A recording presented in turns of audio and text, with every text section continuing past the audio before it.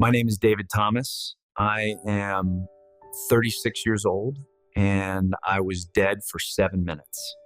And what I saw, it changed everything. Hell is real, and I almost became part of it. When I came back, what I saw and what I learned terrified me.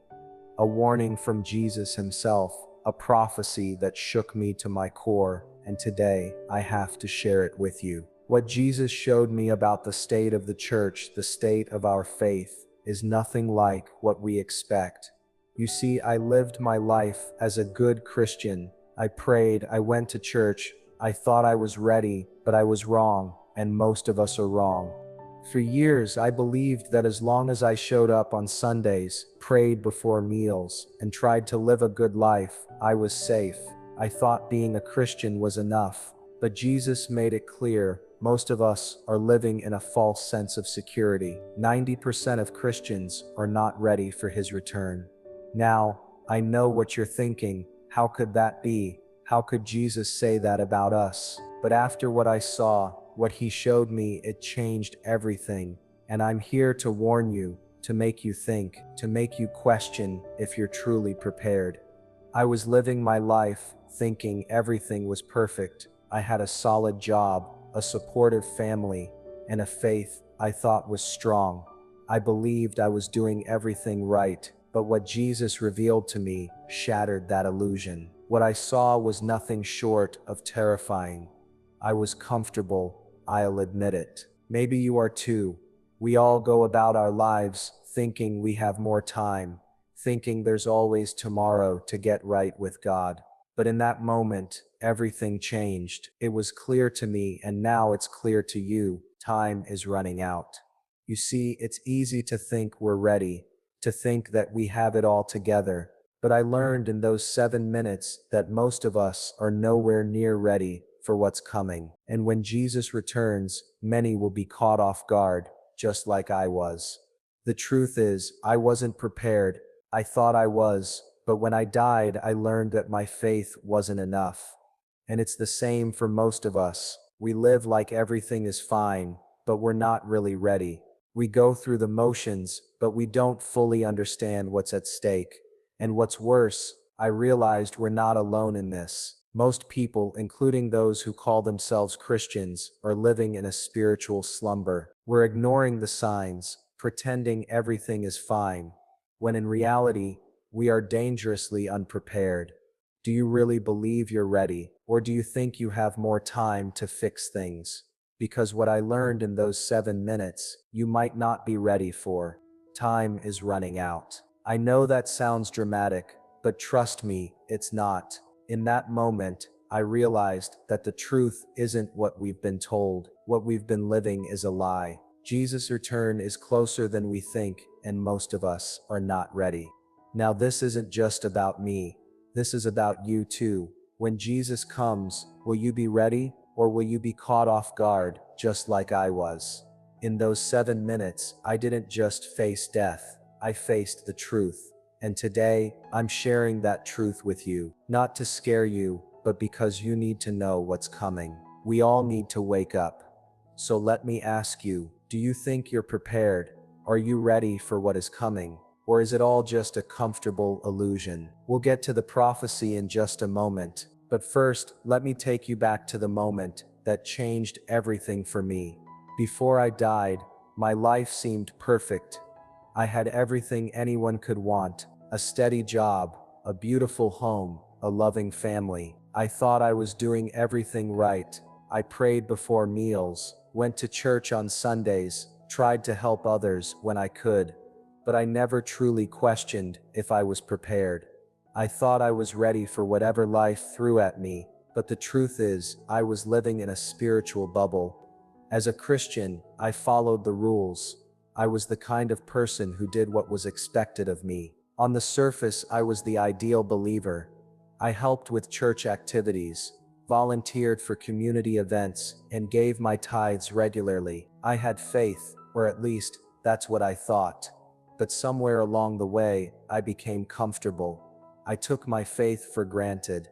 I'd hear people talk about how the return of Jesus was near, how we should always be ready, but it always seemed like a distant thought, something far off in the future that didn't require urgent attention. It was the kind of thing that you know is coming, but you push it aside because you think you've got time. You think there's always more time.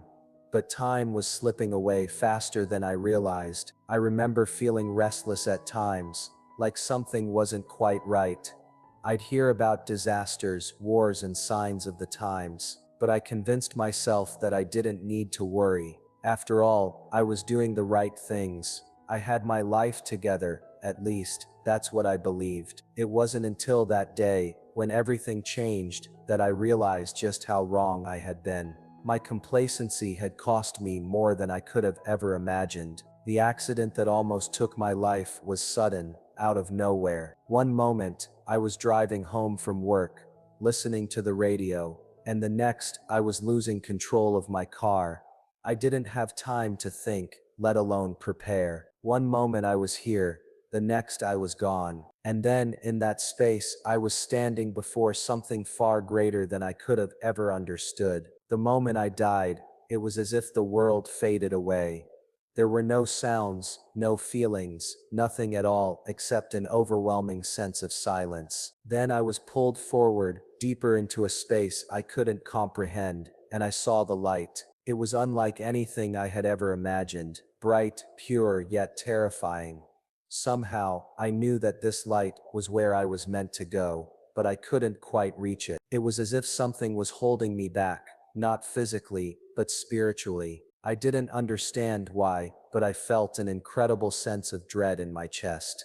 In that moment, I realized something I had never truly thought about before. I wasn't prepared. I wasn't ready for what was happening. I had lived my life with good intentions, but I had taken it all for granted, and that was the terrifying truth. I was shown in that brief moment what was ahead for me, and it wasn't the peaceful rest I had expected. I saw darkness. I felt the weight of my own complacency, and I knew deep down that I was standing at the precipice of something far greater than my understanding. It was clear I had missed something. I had overlooked the urgency of being spiritually ready, of making sure my faith wasn't just a routine, but a living relationship with God. As I stood there, I felt an overwhelming sense of sorrow for all the people who believed they were doing enough, but were missing the mark. I thought of my friends, my family, the churchgoers I saw every Sunday, all of them, just like me, living with a false sense of security. And that's when I heard it. A voice, soft but firm, said, "The time is near, and many are not ready." The voice wasn't condemning, it was just a truth I had to accept. A truth I didn't want to face, but knew I had to. Now I wasn't alone in that space. I could feel others around me, just as lost, just as uncertain. Souls who had missed the message, who had thought they had more time, just like I did. But we didn't have more time. Time had run out. That's when I realized this wasn't just about me. This was about everyone who had been living comfortably, thinking they were ready when, in reality, they were not. It wasn't a warning for me alone, it was a warning for all of us, because when the return of Jesus comes, it won't matter how good we tried to be, or how many right things we did. It won't matter that we thought we had more time. The only thing that will matter is whether or not we were spiritually prepared.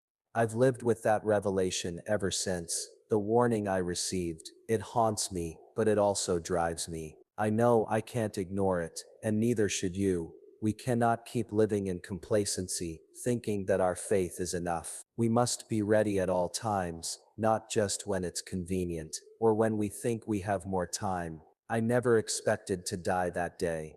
It happened so fast. One minute, I was just driving home, listening to the radio, and the next, I was fighting for my life. My car lost control. I couldn't brace myself. The crash was violent, and just like that, I was gone. But what happened next, it was something I never could have imagined. The moment I lost consciousness, everything went dark. It wasn't like falling asleep, or simply closing my eyes. It was the kind of darkness that felt alive. It consumed everything, and in it, I felt no peace. I felt only an overwhelming emptiness.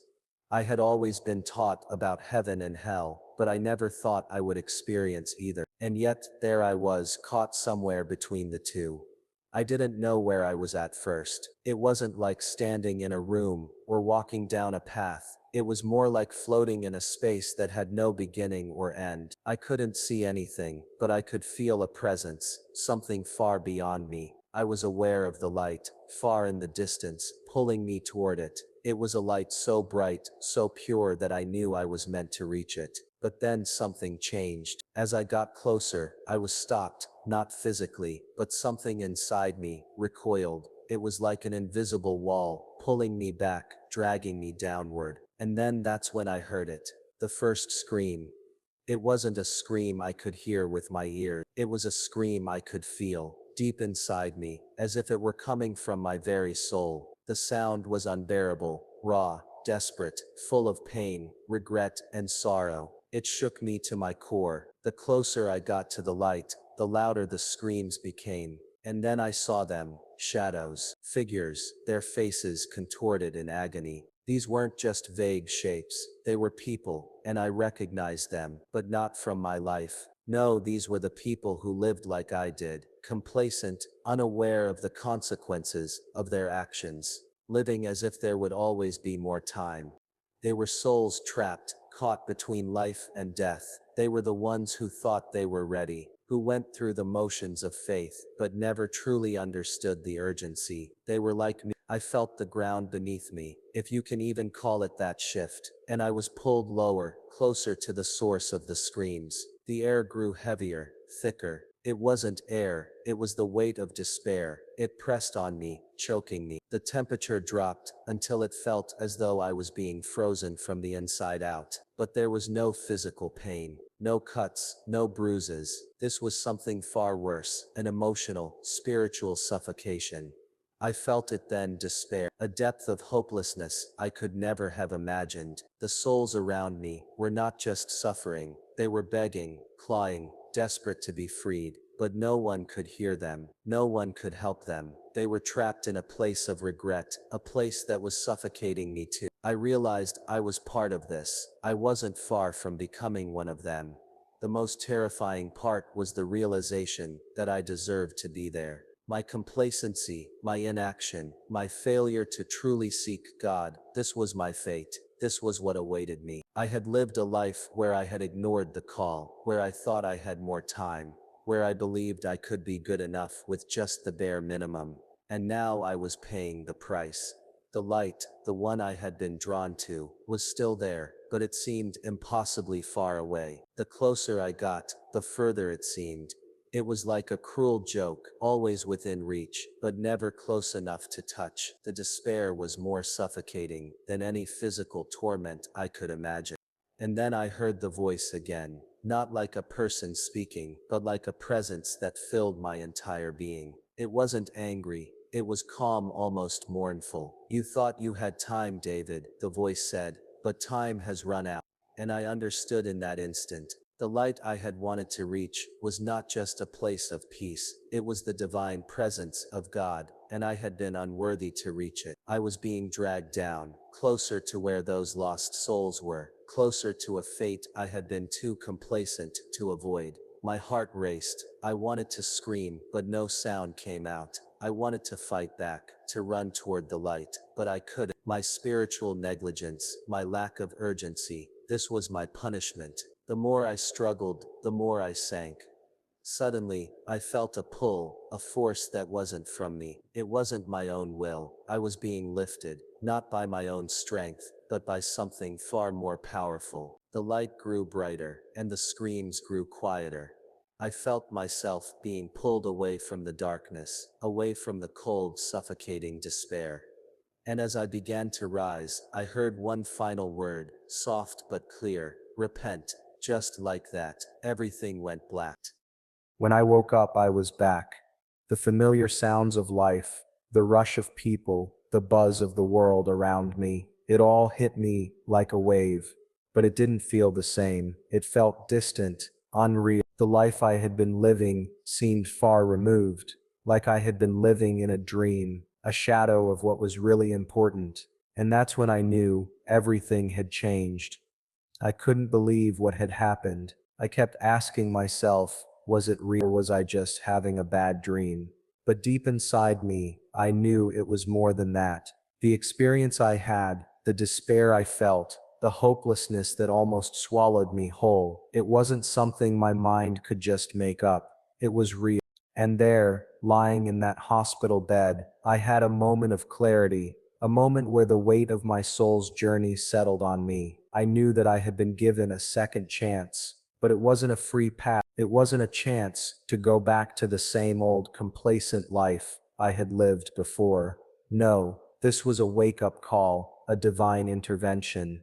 The prophecy I had been shown during my near-death experience became clearer in my mind. The light I had longed for wasn't just a symbol of peace, it was the embodiment of truth, and it was impossible to reach unless I was truly ready. And most people, like I was, weren't ready. Most Christians, even the ones who believed they had it all figured out, were far from ready.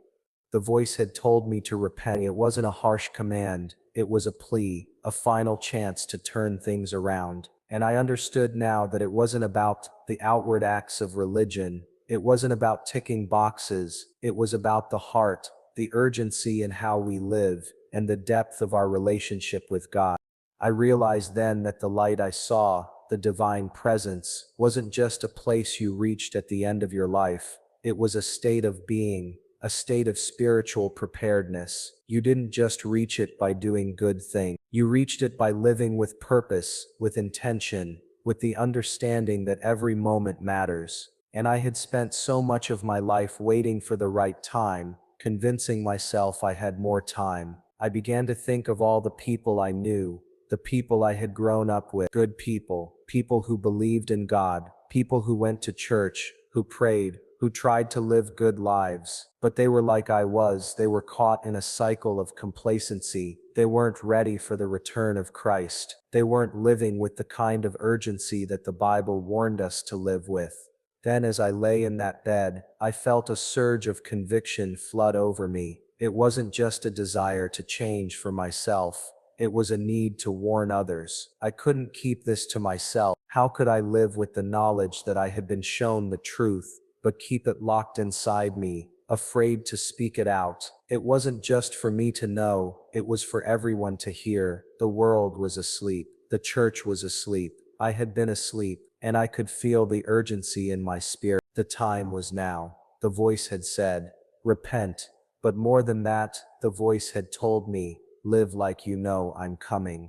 How many of us live as if Jesus' return is a distant event? How many of us go through life thinking we can afford to wait, thinking we have more time to get things right? But that's the lie we've been living in. Time is running out, and when it's gone, there's no going back. I couldn't ignore that any longer. I couldn't ignore the warning I had been given. I was called to share the message, not just to preach it, but to live it. I was called to live with urgency, to change how I lived, how I thought, and how I acted every single day. And as I started to reflect on my life in those first few days after my return, I felt a deep desire to live differently. I wasn't sure how I was going to do it at first, but I knew one thing. I had to start by changing my relationship with God. I had been living with Him in the background, treating my faith as something that could wait until everything else was in place. But no more. It had to come first. I started by repenting for all the times I had ignored His call, for all the moments I had let slip by, without truly seeking Him. I repented for the complacency I had lived in, and then I made a decision, a choice that changed everything for me. I chose to live with urgency, to live as if Jesus were coming back tomorrow, to live as if every single action I took mattered. I started sharing my story, not just with people in church but with everyone I met. I wanted them to hear the truth I had been shown, the truth that I had missed for so long. And I didn't wait for the perfect moment. There's no perfect moment to live in the truth. There's only now. I couldn't waste any more time because every moment spent in complacency was another moment I might not get back. I started living every day like it mattered. And here's the part that still overwhelms me. This isn't just for me. This message, this urgency, It's for all of us. We are all called to live with a sense of urgency, to live prepared for Christ to return. And no matter how many times we hear it, no matter how many times we think we have it all together, we are never truly prepared until we make it our priority to be ready. The most shocking part of it all is that I didn't have to do this alone. The voice I heard wasn't condemning, it wasn't telling me I was beyond saving. It was calling me to action, calling me to wake up, to realize what was at stake. And that's the message I want to share with you. The moment I decided to live with urgency, I thought it would be easy. I thought once I made the choice, everything would fall into place. But the truth is, I had no idea how hard it would be. The world doesn't wait for you to catch up. It doesn't stop to allow you to live according to a new conviction. And in those first few weeks, I was faced with more challenges than I could count. But even in the midst of those challenges, I felt something I hadn't felt in years: peace. True peace, the kind of peace that only comes from knowing you are exactly where God wants you to be, doing exactly what He has called you to do. And as I began to share my story, I saw the transformation in people's eyes. At first, they were skeptical, like I had been, but then I saw the truth starting to sink in. People began to ask questions, to reflect on their own lives. I could feel the walls of complacency starting to crack. But that was just the beginning. The real challenge, the real shift happened inside of me. I realized that living with urgency wasn't just about talking to others or preaching about it. It was about how I lived every single moment. It was about keeping my focus on Christ at all times, never letting myself fall into the trap of believing I had more time to fix things, more time to seek Him. And the more I focused on this truth, the more I saw it in the people around me, the church, the people who claimed to follow Christ but had become so comfortable in their lives that they didn't even recognize the urgency of the times. It was clear that Jesus was calling His people to wake up. It wasn't just a message for me, it was a message for all of us.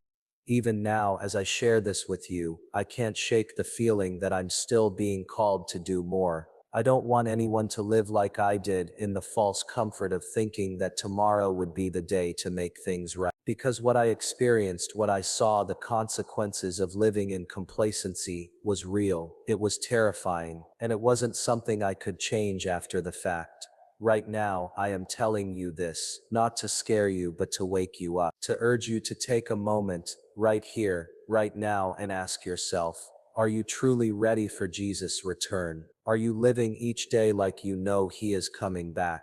Or are you living like you have time? Because the reality is, time is running out.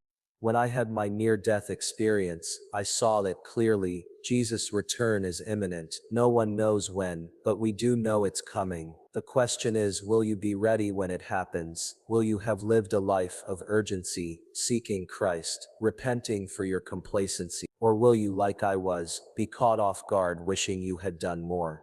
I know this message might be uncomfortable, it might make you want to turn away or ignore it, but I beg you to listen. I am speaking from a place of love and truth, because I've seen what happens when we live like we have more time.